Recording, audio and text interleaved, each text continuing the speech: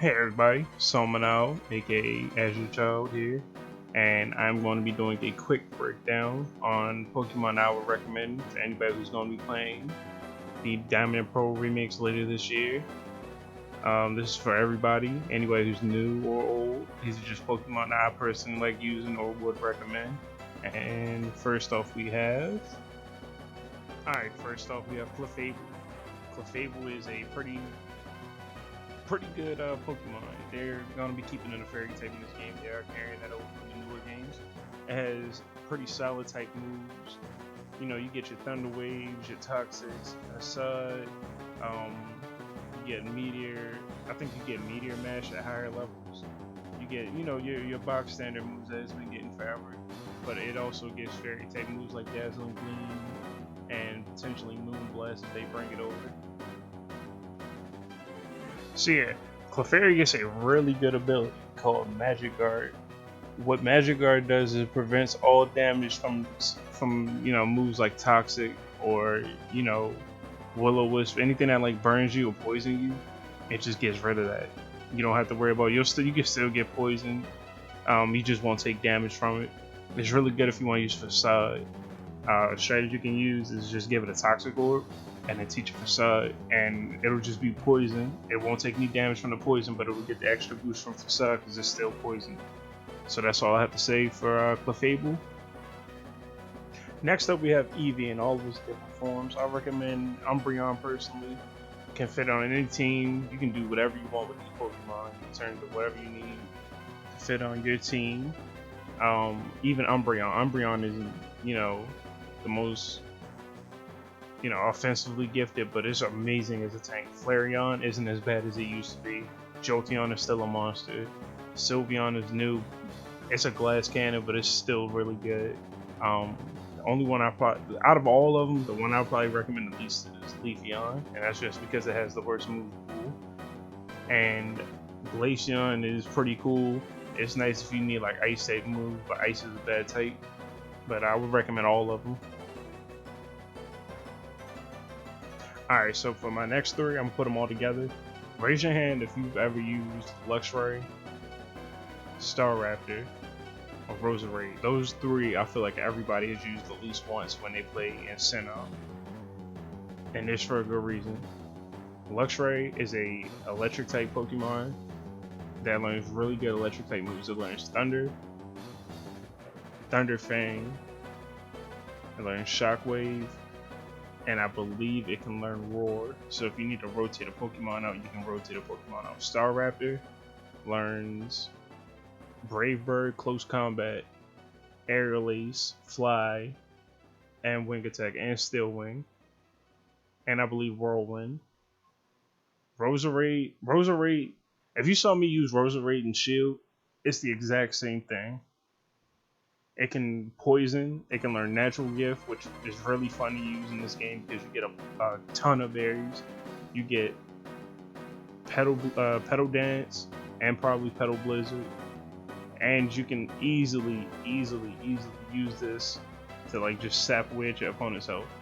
It's a pretty good grass type. It's probably the best one that you'll get besides maybe a starter or a legendary.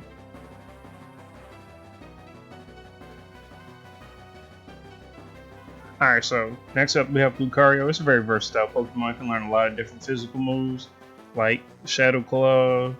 It can learn Bulk Up to help boost physical moves, Close Combat. It can learn Sword Stance, Bone Rush, Force Palm, Counter, Metal Claw as a Riolu. It can learn, special moves like Flash Cannon. It can learn all the elemental punches. It can learn Substitute. It can learn Swagger, Poison Jab. Pretty much, this is a toolbox Pokemon. This is a lot of people's favorite. If they bring back legendary, not legendary, if they bring back Megas, expect this to be a really common Pokemon to see. As far as like newer moves go, it pretty much is about the same. It does gain access to a few new moves, like Power Up Punch. I think it can learn. I know it can learn Reversal now. It learns Quick Guard. It actually can learn Heal Pulse now, Meteor Mash, and Dragon Pulse, which it could learn through TM before, I think. It also can get Extreme Speed. Another interesting thing about it, You can also give it some, moves. Like, I wouldn't give it Sunny Day, but you can give it Sunny Day. But you can give it like Revenge or Brick Break, stuff to just knock out, people who are trying to turtle up. Um, a, a really good option for it will probably be like Earthquake, which is also something you want to look out for because it speaks to a lot of, common types like fire, ground, fighting. It's still weak to flying, I think. Um, it's actually used by one of the gym leaders too, but hers is not, is not as good as yours is probably gonna be. And that's pretty much it about Lucario. And last but not least, the absolute GOAT, in my opinion, of this game is Sympolion. And Empoleon is probably the only Pokemon I could think of that I choose over every starter every time I play through that generation. I literally never use Infernape or Torterra in comparison to Empoleon. Empoleon, like, look on the right side. I know I said Lucario was versatile, but Empoleon learns all of that, and then it has like just crazy moves that it can learn. Then it has a special defense of 101, which is pretty decent. Special attack of 111, pretty decent. It's slow, but it makes up for that with this 2 defense stats, which one is 88, which is pretty good still. I would consider 88 to be, still in pretty good territory. And then, like I said, physical attack. You see Waterfalls right there. Waterfall is literally there as a toolbox move. If you need something to just hit and then just go, there you go. Or you can use Return if you want even more damage, or Earthquake, depending on how you want to play.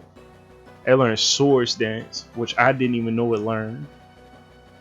It learns Brick Break, which I didn't know it learned. It learns Bubble Beam, which is 65 damage and will carry you for a good while in the game. Then it has Brine. Brine's kind of crazy. Brine is like acrobatics, but for water types. It can do a ton of damage really quick, especially if you're using something. Especially if you can get this extra, little bit of, because it'll do double damage if you meet like certain requirements. I can't remember off the top of my head, but then you have Ice Beam. One thing that you always are going to see people complain about in this game is Cynthia's Garchomp, and Ice Beam makes that Garchomp a cakewalk. Even if this thing's a Steel type, which it is, it's a Water Steel type. Cynthia's Garchomp is a cakewalk if you're properly leveled and then just have a good Ice type move. And Ice Beam is that good Ice type move. You'll hit that thing and it'll be crumbling. It'll just fall right apart. Like when I said that this thing cannot take a good Empoleon, you can hit it, whatever with the other 2 starters. I'm pretty sure that you could find some solution or workaround. You catch yourself something else that can learn an Ice type move. But picking Empoleon or Piplup just guarantees that you're gonna have something that can, just drop that thing off like old mail. Then it gets Swagger. If you can teach it Swagger, you can pretty much you have potential to lock your opponent out of the entire battle. Like it's actually kind of crazy. I mean, and then there's other moves like Mist, which gets rid of status. Like, if somebody hits you with like Growl or something, it neutralizes that.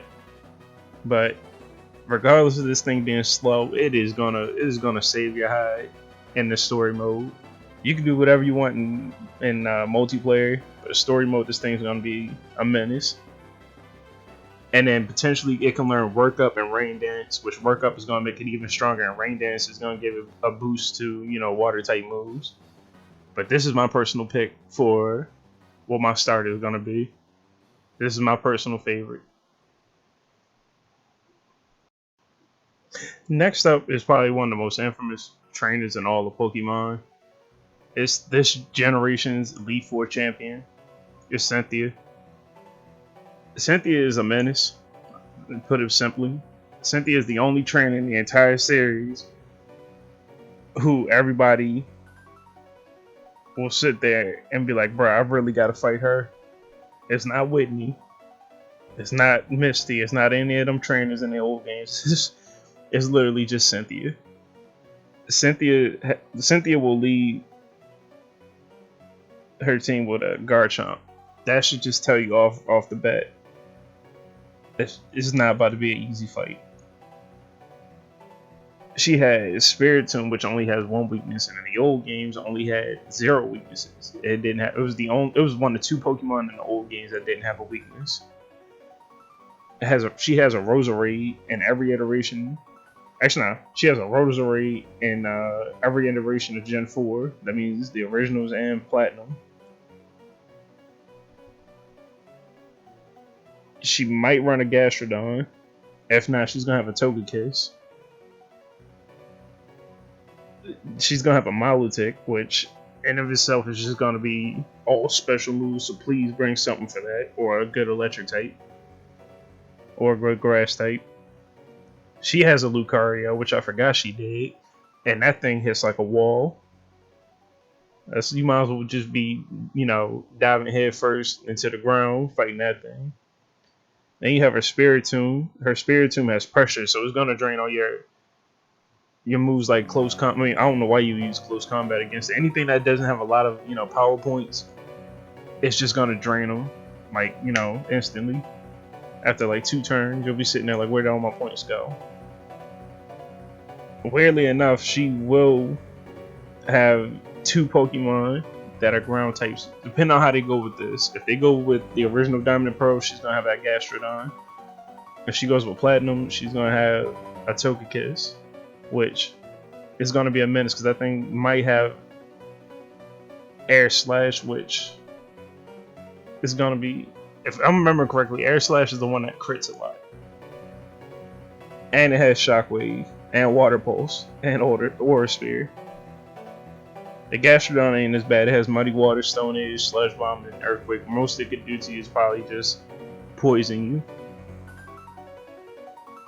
But this whole team is just a whole menace.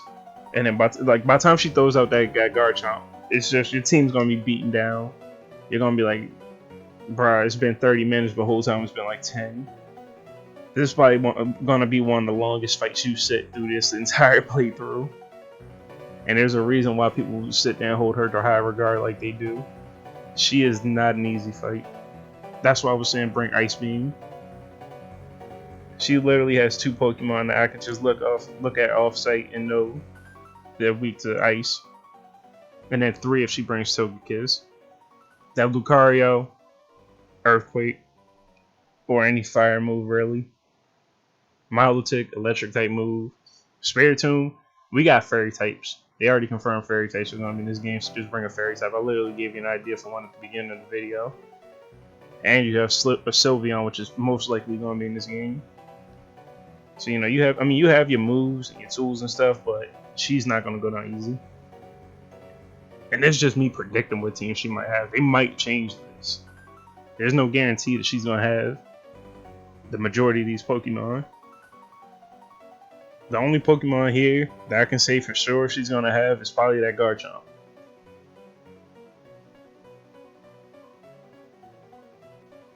Really, a good piece of advice by the time you get to this point in the game is just make sure you got a bunch of healing. Bring your Revives, bring your, Hyper Potions, Max Potions, Moo Moo Milk, whatever you're going to bring.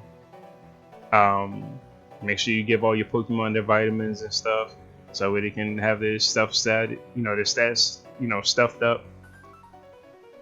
Just make sure you come in this prepared, because for all y'all beginners who have never played Pokemon before, don't really have a lot of experience with Pokemon, when you get to the Elite Four, it is literally a gauntlet. Like, there's no Pokemon Center. If they put a Pokemon Center in this Elite Four, I'm gonna be mad. Like, you can only heal before and after. There is no in between. You're literally sitting there, like, the only in between you have healing is right before you start the battle and you have to use your own items. There's no free heals when you go into the Elite Four. There's no, Pokemon Center in between battles. You have to heal up everything yourself. So you have to manage that also. And you have to heal during the matches probably. So you might have to do some scum tactics for all I know. I might actually have to myself if I'm not, leveled up enough. I'm guessing her stuff's probably gonna be around 60, and at the lowest 55. That guard jump's gonna be at least a 65. But that's the point of her being the champion. She's supposed to be the hardest fight, and she definitely is. I think the best thing you could probably do is just save your money, get you an amulet coin somewhere, and just, practice. But that's gonna be it for now. I appreciate everybody for watching. I'll see you on my next video. Peace.